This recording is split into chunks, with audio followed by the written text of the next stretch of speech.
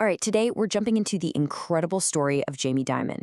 The guy running the biggest bank in America. And what a story it is. We're talking ambition, betrayal, and a comeback that completely changed the game on Wall Street. So the big question is, how did one guy not just get through the worst financial crisis of our time, but actually use it to build an empire? Well, to figure that out, we've got to go right back to the heart of the storm. Okay, so I want you to think back to 2008. Remember that? I mean, it was a complete financial hurricane, a once-in-a-generation storm. The housing market totally collapsed. There was real panic in the streets. And you had these huge, legendary American banks just failing. It was an absolute meltdown. But here's the crazy part. In the middle of all that carnage, one bank, it didn't just hang on. It actually thrived on the chaos. It came out of the fire stronger than ever before.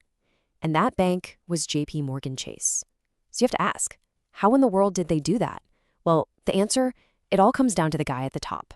Yeah, our story might start with Jamie Dimon on top of the world, but to really get how he got there, we have to rewind all the way back to the beginning, to a partnership that built this absolute giant of finance, right before it all blew up in spectacular fashion.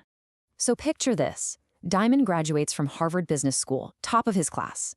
He's got all these crazy high-paying offers from Wall Street just pouring in.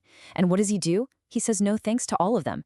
Instead, he takes a job that pays like a third of the money, all to work for a family friend, the legendary dealmaker, Sandy Weill. See, Dimon didn't just want to be another banker. He wanted to build something. And boy, did they build. When Weill left American Express, Dimon followed him, no questions asked. They basically went out into the wilderness together. They started with this little, struggling loan company called Commercial Credit and just used it as a launch pad. And for the next decade, it was just one ruthless takeover after another. And by the end of it, they had built the biggest financial company in America, Citigroup. This quote just nails their whole mindset, right? Dimon looked at Weill and saw a modern-day Genghis Khan, a conqueror, and he was all in, ready to be his #1 guy. Their goal was simple: build an empire. And for a long time, it really looked like nothing and nobody could get in their way. So by 1998, they'd done it. They were on top of the world. Weill was basically the king of Wall Street, CEO of Citigroup. And Dimon, he was the president, the clear heir to the throne. He was this close to getting everything he'd worked for. And then it all just fell apart. And the breaking point, it was just a single request. Will comes to Dimon and asks him to promote his daughter, Jessica, who worked under Dimon. But Dimon says no, flat out. He said her division's performance just wasn't there, and he had this whole philosophy about treating everybody the same. For Will, this was about family, about loyalty.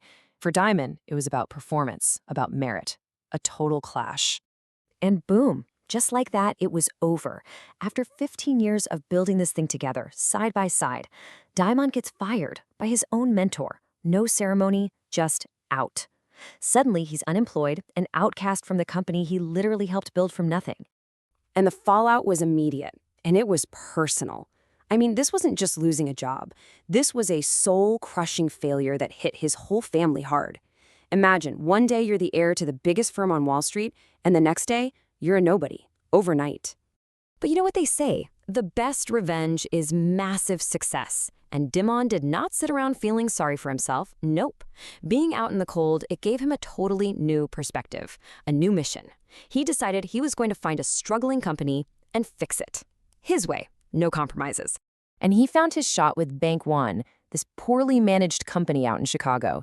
And to show everyone he was serious, he puts over $50 million of his own money into the company. He called it having skin in the game. It's a huge principle for him, the idea that you should never ask someone to take a risk you're not willing to take yourself. So at Bank One, this is where Dimon starts to build the philosophy that would make him famous. It's called the Fortress Balance Sheet. The idea sounds simple, but back then it was pretty revolutionary. Basically, build a bank that can handle anything, any shock. A bank that's not leveraged to the hilt, a bank that's always ready for the absolute worst day imaginable. And the results? I mean, they were just staggering. His first year, he takes this massive $500 million loss on purpose, just to clean house. He was ruthless, slashing costs, firing thousands. But then, the very next year, Bank One posts a profit of $2.6 billion. He had proved it. His Fortis idea, it worked. Now, a turnaround that big, it doesn't go unnoticed on Wall Street. Not a chance. Dimon had built his fortress, he'd sharpened his skills, and now he was ready to get back in the big leagues. His comeback story was about to hit its epic final chapter. So in 2004, this sleeping giant, JPMorgan, merges with Bank One. And let's be real, this deal wasn't really about buying a business, it was about buying Jamie Dimon. They immediately named him the guy who would take over the whole firm, and just like that, he was back on top. And now a direct rival to his old boss over at Citigroup. Okay, so as we're getting into the mid-2000s, the housing boom is just a raging party. And Dimon's old company, Citigroup, they are leading the conga line. Their CEO at the time had that famous line, "We have to dance until the music stops." They were going all in on these super risky subprime mortgages, loans to people who really couldn't afford them. But Jamie Dimon, maybe because he'd been burned so badly before and now he had this whole fortress philosophy, he could hear the music starting to fade. So he did the exact opposite of everyone else. He started systematically pulling JPMorgan out of the subprime market, battening down the hatches on his balance sheet, getting ready for the storm he knew was coming. And when that storm finally hit in 2008, JPMorgan was ready. While every other bank was about to go under, Dimon was sitting there from a position of incredible strength. So strong, in fact, that the U.S. government actually came to him and asked him to rescue Bear Stearns. And he did.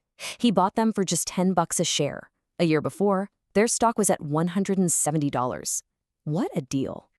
And this is where the whole story just comes perfectly full circle. Think about it.